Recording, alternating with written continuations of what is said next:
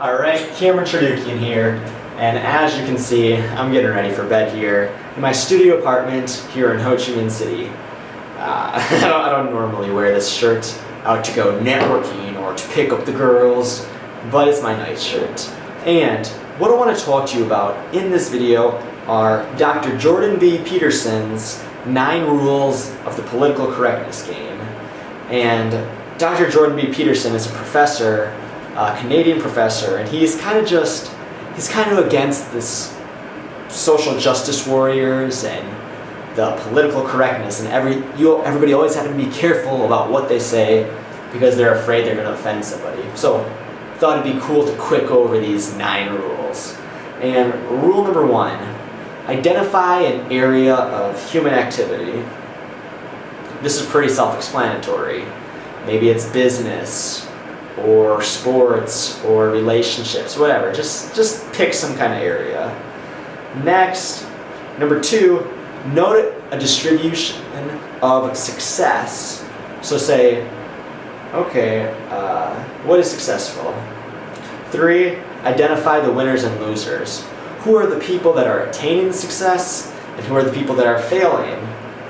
Number 4, claim that the losers are losing only because they are oppressed by the winners. So it's not that the winners have some hard work ethic, or that they studied, or that they researched the different ways which they could use to craft their environment in order to become successful.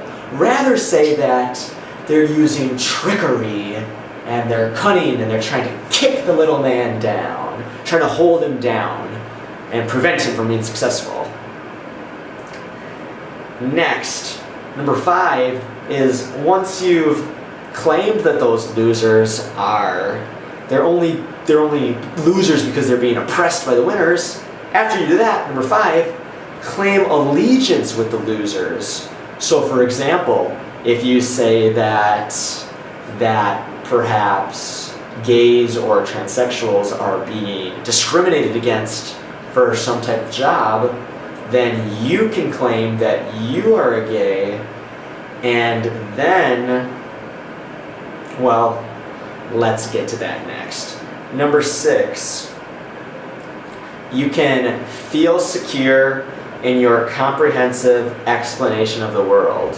So for example, if you say that the people for some kind of job, you can't get that job if you're gay, well then you can just say that, and talent is not a consideration anymore. Or you can say that this technology company, they don't hire black people, and then the talent or your level of intelligence or your work ethic or your actual skill set becomes irrelevant.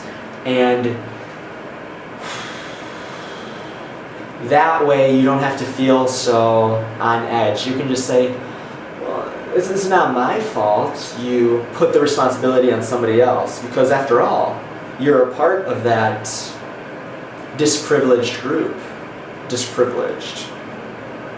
Next, you can revel in your moral superiority, which is number 7. Number 7, revel in your moral superiority. So you can say, you know what?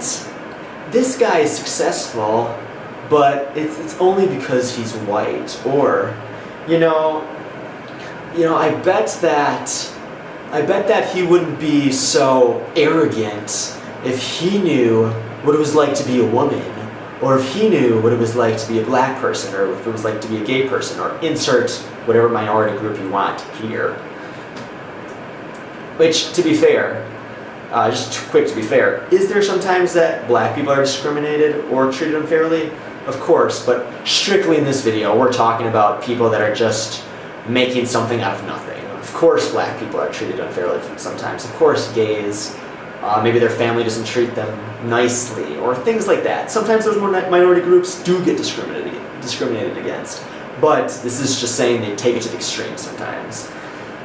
And next, number 8, target your resentment towards your newly discovered enemies. So, if you're the black person and you think that the white people are holding your back, you can go with Black Lives Matter and say that it's the white man, he's holding me back.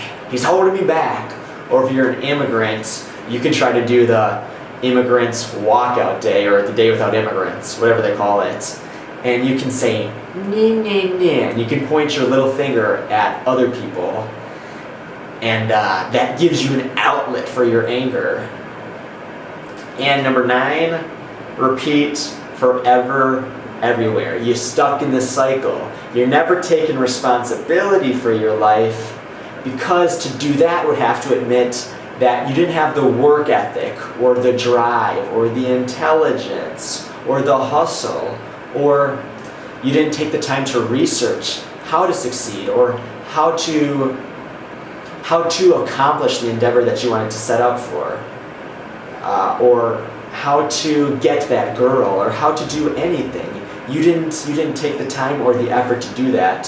So now you're stuck blaming other people for your lack of success instead of taking responsibility for yourself. And once you do that, you get caught in the loop that's essentially impossible to get out of. And those are the 9 rules and my take on Dr. Jordan B. Peterson's political correctness game.